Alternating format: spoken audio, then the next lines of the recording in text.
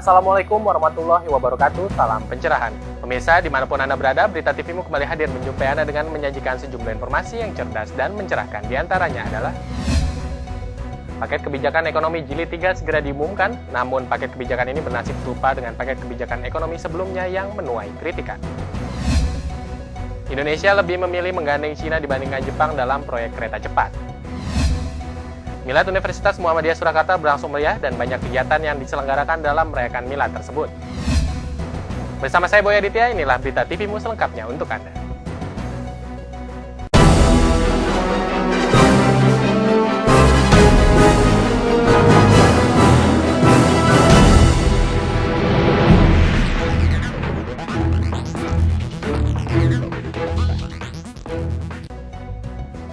Hujan kritikan terhadap paket kebijakan ekonomi jilid 3 pemerintah terus berlanjut. Kali ini Yayasan Lembaga Konsumen Indonesia atau YLKI pun ikut angkat bicara. Pengurus harian YLKI Tulus Abadi mempertanyakan rencana pemerintahan Jokowi JK untuk menurunkan harga BBM jenis premium ataupun solar. Menurut Tulus, penurunan harga BBM tidak akan berdampak banyak di masyarakat. Penurunan harga BBM yang sebelumnya pernah dilakukan pemerintah, kata Tulus, tidak lantas berpengaruh terhadap harga barang dan pangan. Apabila pemerintah tidak bisa menjamin penurunan harga pangan dan barang, serta ongkos transportasi melalui penurunan harga BBM subsidi, imbasnya justru akan membuat masyarakat semakin sakit hati. Selain itu, penikmat kebijakan ini akan keluar dari sasaran yang sebenarnya yakni masyarakat miskin. Belakangan ini Tulus menambahkan, BBM sudah bukan lagi senjata utama menarik kepercayaan masyarakat terhadap pemerintah. Justru, saat ini pemerintah seharusnya bisa memangkas praktik monopoli di sektor pangan dan jasa. Dengan begitu, Tulus berharap kebijakan yang berkaitan dengan penurunan harga BBM subsidi bisa efektif. Tim TVmu memberitakan.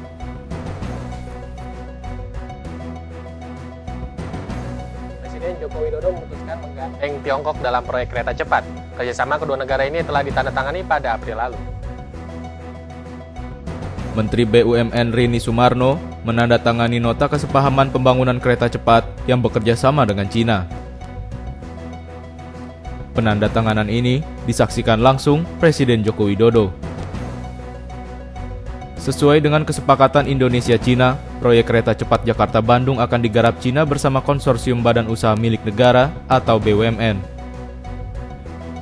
Proyek ini akan memakan dana sebesar 5,5 miliar dolar Amerika atau sekitar 80 triliun rupiah. Kalau ini terwujud, maka Jakarta-Bandung bisa ditempuh selama 36 menit, lebih cepat ketimbang sebelumnya yang menyita waktu sekitar 2 hingga 3 jam. Tim TVmu memberitakan.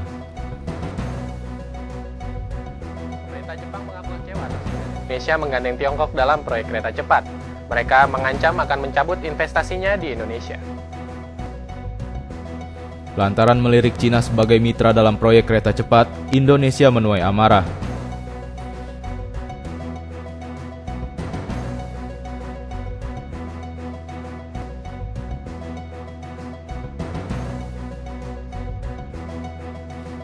Adalah Jepang, negara Asia Timur yang selama ini sangat mesra dengan Indonesia, kini merajuk. Padahal, Jepang merupakan negara dengan rasio realisasi investasi paling tinggi di Indonesia, yaitu sekitar 62%.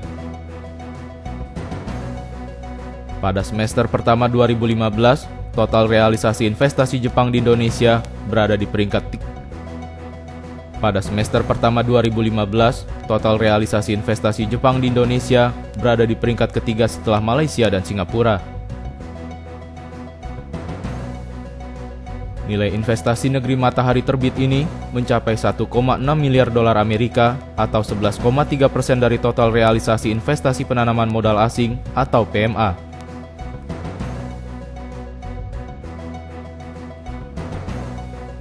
Menteri Perencanaan Pembangunan Nasional Kepala Bappenas Sofyan Djalil mengakui kekecewaan pemerintah Jepang. Demi membujuk Tokyo, Jakarta pun mengutus Sofyan Djalil bertemu Perdana Menteri Jepang Taro Aso. Sofyan telah menjelaskan kepada pemerintah Jepang, keputusan pemerintah Indonesia soal kereta api cepat didasari pertimbangan rasional. Pemerintah Indonesia juga menyampaikan komitmen untuk tetap melanjutkan kerjasama ekonomi dengan Jepang.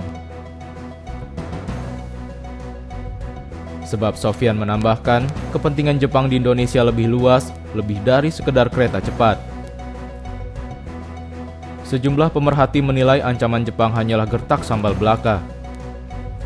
Pasalnya, bagi Jepang, Indonesia tetap menjadi lahan basah yang sangat menguntungkan. Buktinya Jepang terus meraih surplus dalam hubungan transaksi ekonominya dengan Indonesia. Tim TVMU memberitakan. Kekecewaan pemerintah Jepang terhadap keputusan Indonesia menggandeng Tiongkok dalam proyek kereta cepat ditanggapi oleh anggota DPR RI Komisi 6 Zulfan Lindan. Zulfan menganggap sikap Jepang kurang tepat lantaran proyek kereta cepat hanya sebagian kecil dibandingkan proyek-proyek lainnya.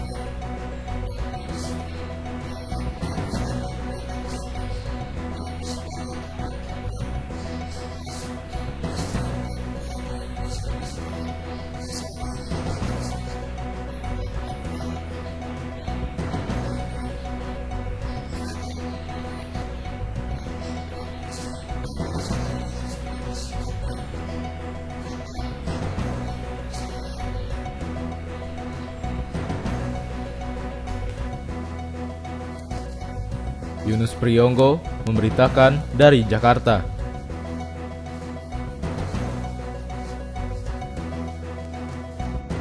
Ancaman dampak dari bencana kabut asap terus mengkhawatirkan. Kami akan sajikan informasinya sesaat lagi.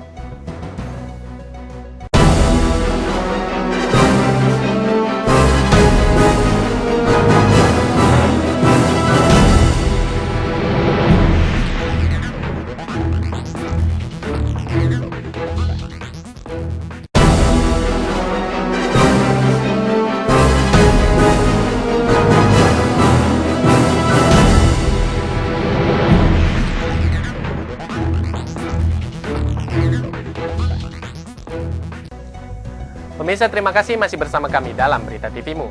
Bencana kabut asap yang terjadi di sejumlah wilayah Sumatera dan Kalimantan belum juga usai. Bahkan kembali terjadi pembakaran hutan dan lahan di wilayah Kalimantan Timur. Kebakaran hutan dan lahan atau karhutla yang menyebabkan bencana kabut asap di sejumlah wilayah provinsi di Indonesia sudah terjadi sejak Mei lalu. Sampai saat ini, penanganannya masih belum juga selesai.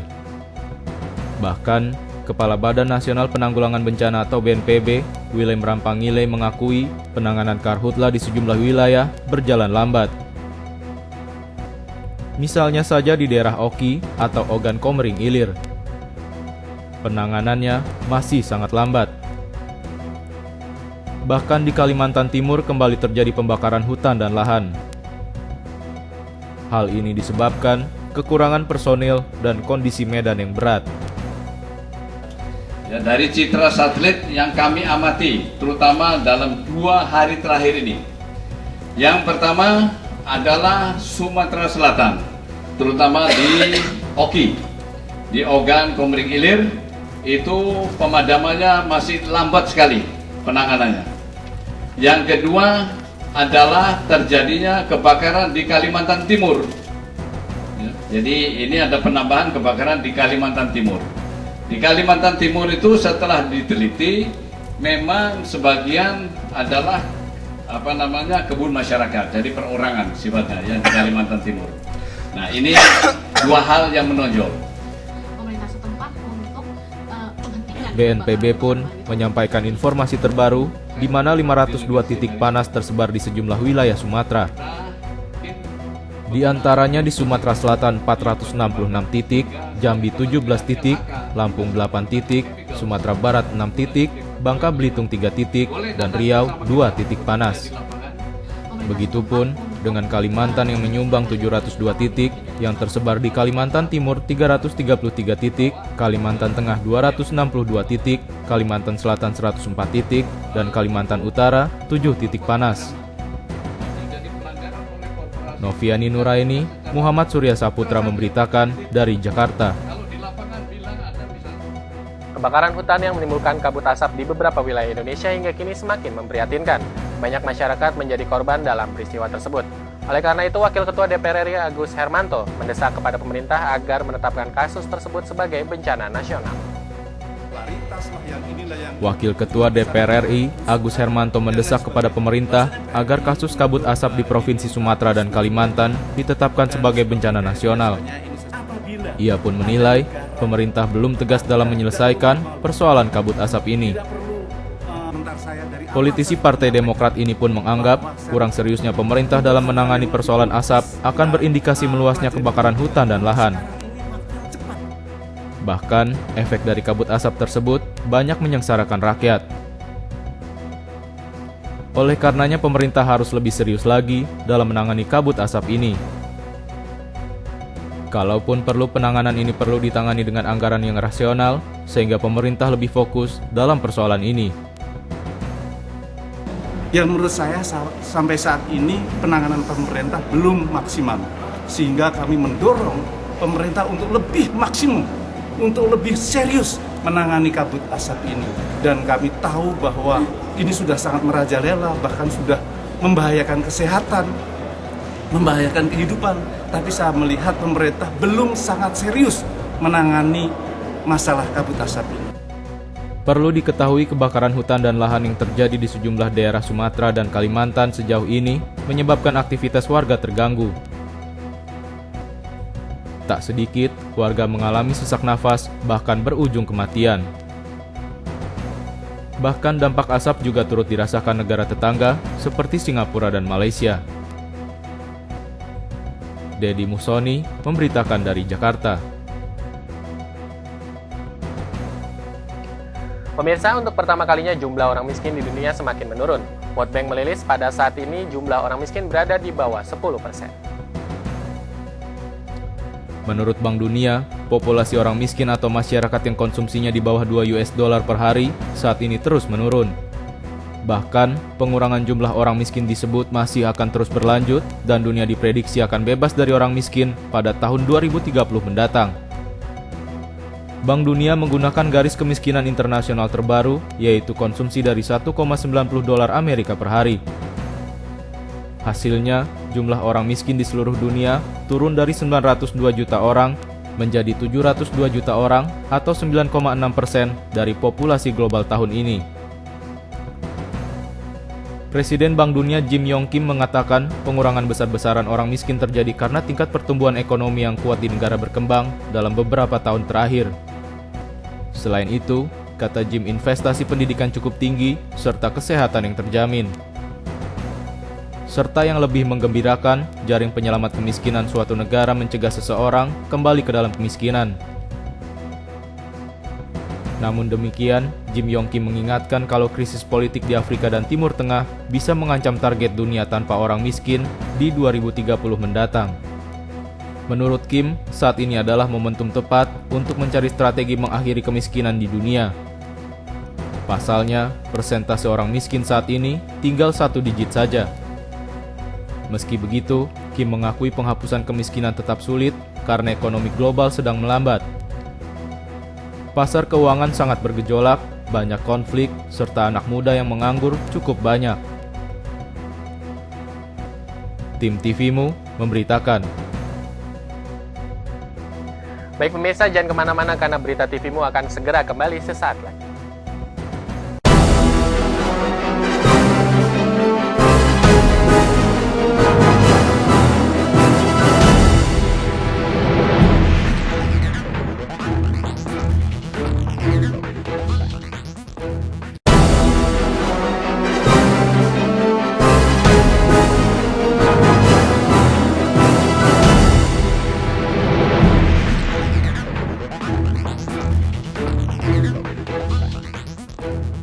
Pemirsa, terima kasih masih bersama kami dalam Berita TV-mu. Universitas Muhammadiyah Surakarta atau UMS menggelar perayaan Milad UMS ke-57. Salah satu bentuk perayaan tersebut adalah jalan sehat yang diikuti oleh segenap sivitas akademika. Berbeda dari tahun-tahun sebelumnya, kali ini kegiatan jalan sehat diadakan di kampus internasional UMS yang berada di Jalan Dr. Haji Aman, Surakarta. Hal ini dilakukan untuk pemanfaatan aset UMS dan ingin lebih mengenalkan UMS kepada masyarakat Surakarta. Hari ini khusus untuk jalan sehat, jadi kemudian biasa kita ada bazar di sini.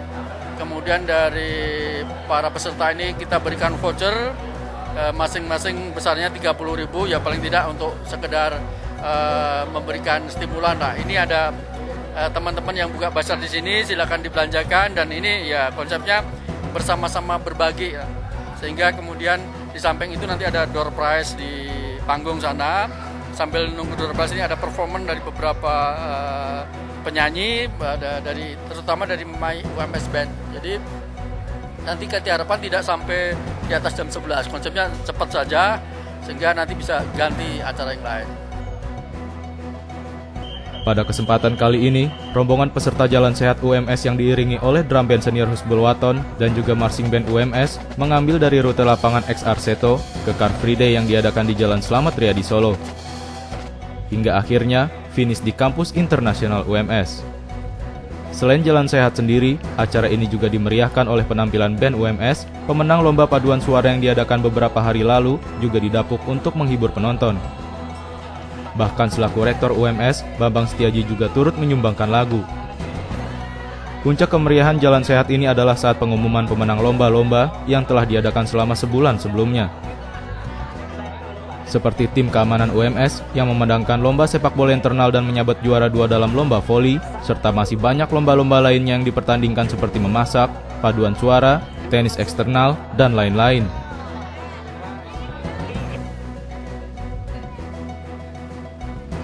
Di usianya yang ke-57 ini, segenap warga UMS menginginkan UMS terus maju. Ovinandia, Heri, UMS memberitakan dari Surakarta. Tenis eksternal, dan lain-lain. Untuk voli dan satpam latihan tidak ada, karena memang kebetulan kita terbagi beberapa shift yang berbenturan dengan pergantian jaga, sehingga untuk latihan bertemu untuk satu tim itu kita susah. Makanya untuk itu kita tidak ada latihan yang bersifat untuk persiapan piala ini, tidak ada. Ya alhamdulillah dari masing-masing individu memang sudah punya bakat untuk voli ya sepak bola, sehingga kita kumpulkan dari beberapa anggota yang bisa voli, kita kumpulkan di voli, yang bisa sepak bola, kita kumpulkan di sepak bola. Di usianya yang ke-57 ini, segenap warga UMS menginginkan UMS terus maju. Ovinandia, Heri, UMS memberitakan dari Surakarta.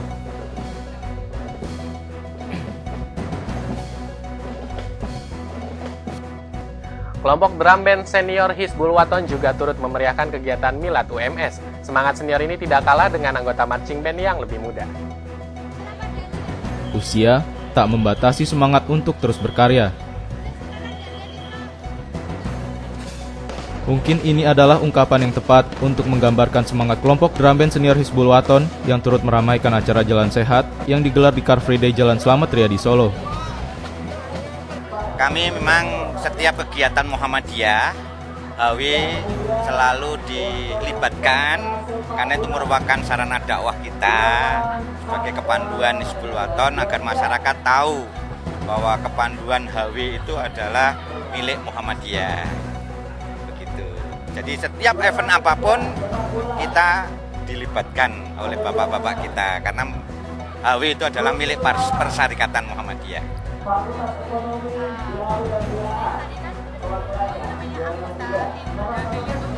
Ya. Betul.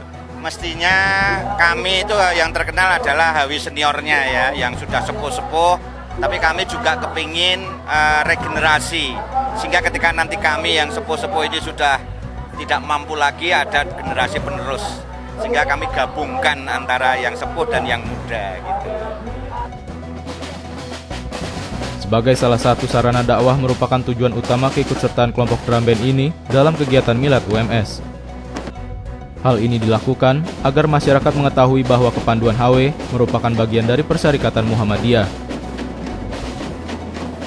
Dan penampilan dari tim senior HW ini bukanlah yang pertama. Justru memang yang telah terkenal akan kelompok drum bandnya adalah tim yang telah senior. Dalam kesempatan kali ini digabungkan antara kelompok senior dan junior sebagai bagian dari persiapan regenerasi.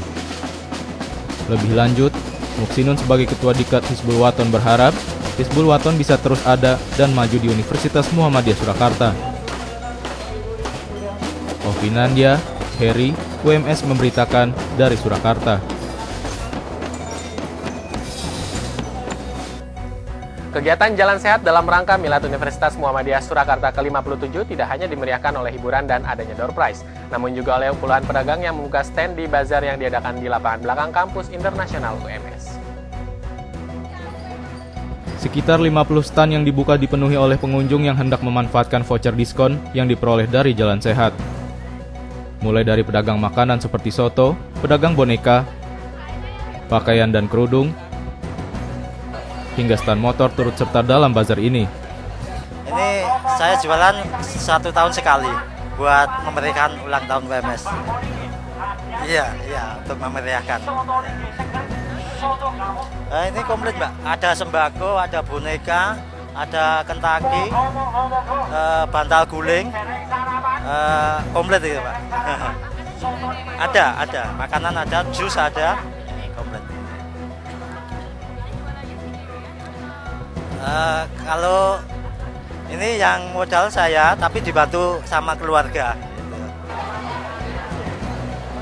Sebagian peserta bazar berasal dari internal UMS, seperti dosen dan karyawan yang ingin memeriahkan Milad UMS. Namun, beberapa juga merupakan pedagang dari luar dan partner universitas ini. Para pedagang mengaku keuntungan yang diperoleh melalui acara ini bisa dikatakan bagus. Dan rata-rata pedagang merupakan pedagang tetap yang selalu membuka stand untuk kegiatan serupa. Peserta Jalan Sehat pun sangat antusias dengan adanya bazar ini dan ditambah dengan voucher diskon yang diberikan pihak UMS. Ovinandia, Yusuf, UMS memberitakan dari Surakarta. Badan Akreditasi Nasional Perguruan Tinggi menghadirkan 3 guru besar dalam rangka kunjungan akreditasi institusi Universitas Muhammadiyah Tapanuli Selatan. Proses visitasi akreditasi institusi Universitas Muhammadiyah Tapanuli Selatan berlangsung lancar. Pihak BANPT menurunkan 3 guru besar sekaligus untuk menurunkan audit terhadap kesesuaian borang UMTS dengan kondisi real di lapangan.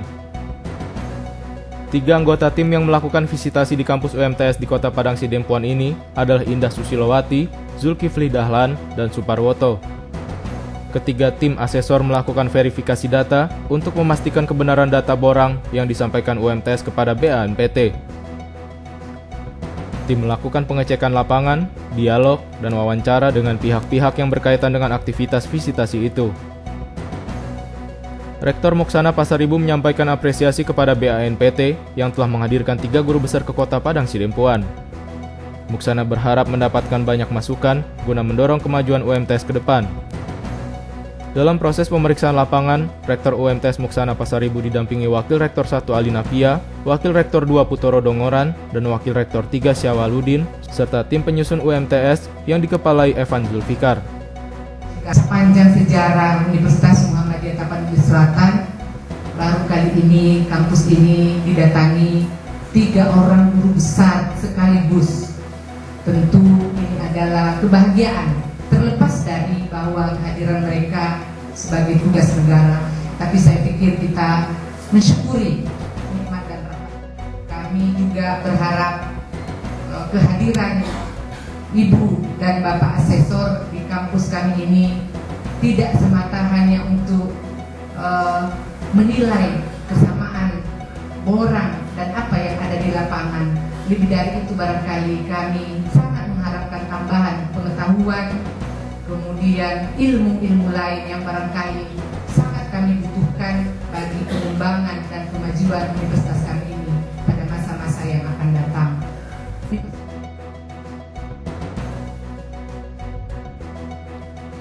Saiful Hadi, Amir Musadat Lubis, TVMU memberitakan dari Padang Sidempuan, Sumatera Utara.